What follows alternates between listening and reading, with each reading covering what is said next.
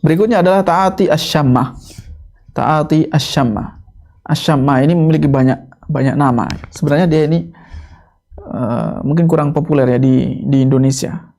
Di Indonesia kurang populer. Ini banyak, bahkan ada yang mengatakan ini rokok serbu ya, atau mengatakan rokok hisap, rokok yang dihisap. Jadi bukan dengan cara atau rokok kunyah bukan rokok hisap. Bukan seperti rokok yang seperti biasanya dibakar dulu kemudian ditarik nafas untuk menarik asapnya. Ini beda. Sebenarnya juga terbuat dari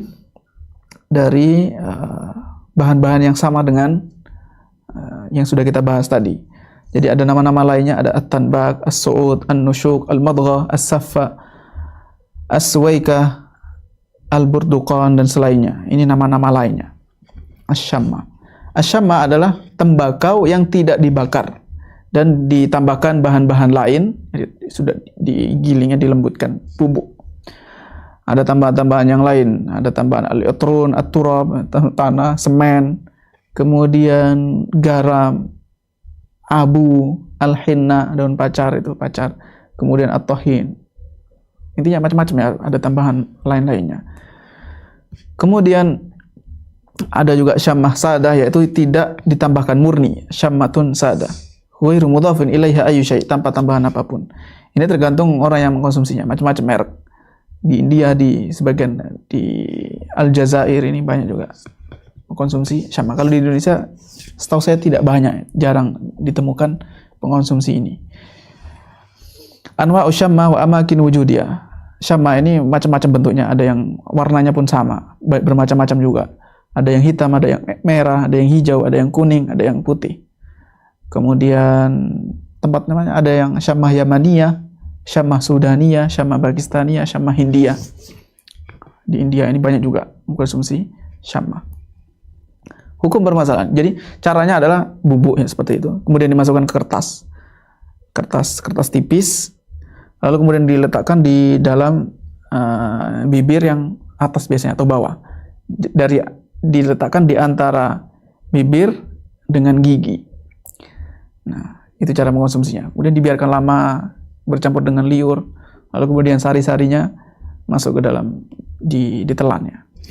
Hukum permasalahan ini, syammah diharamkan kahurmati dukhon, seperti keharaman rokok.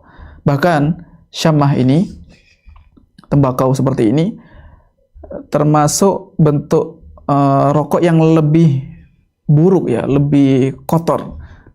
Kemudian bahaya secara kesehatan juga lebih parah. Dia selain merusak paru-paru karena dia tidak dihirup ya. Dia tidak merusak seperti itu, tapi ditambah lagi dengan merusak gigi, gusi dan gigi. Bimaradis saraton, bahkan bisa mengakibatkan kanker. Dan ini sesuatu benda yang buruk. Secara keseluruhan macam-macamnya buruk. Allah Azza wa Jalla berfirman, "Wa yuhillu lahumut thayyibat wa yuharrimu 'alaihimul khaba'ith" dalam surat Al-A'raf. Allah telah menghalalkan makanan-makanan yang baik dan mengharamkan hal-hal yang buruk, yang menjijikkan, yang kotor. Wa li'annaha mudirratun bisihha, dan asy-syammah tadi, tembakau jenis ini membahayakan secara kesehatan dan bisa mengakibatkan berbagai penyakit yang buruk, yang bisa mengakibatkan kematian atau mengantarkan kepada kematian. Allah Ta'ala berfirman, "Wala taqtulu anfusakum", kalian jangan membunuh diri kalian, jangan bunuh diri. Wa qala ta'ala, "Wala tulqu bi aydikum ila ta'ru", jangan kalian menjatuhkan diri-diri kalian ke dalam sesuatu yang membinasakan. Ditambah lagi ini israf, ya, membelanjakan harta yang tidak dibutuhkan, tabdzir, mubadzir.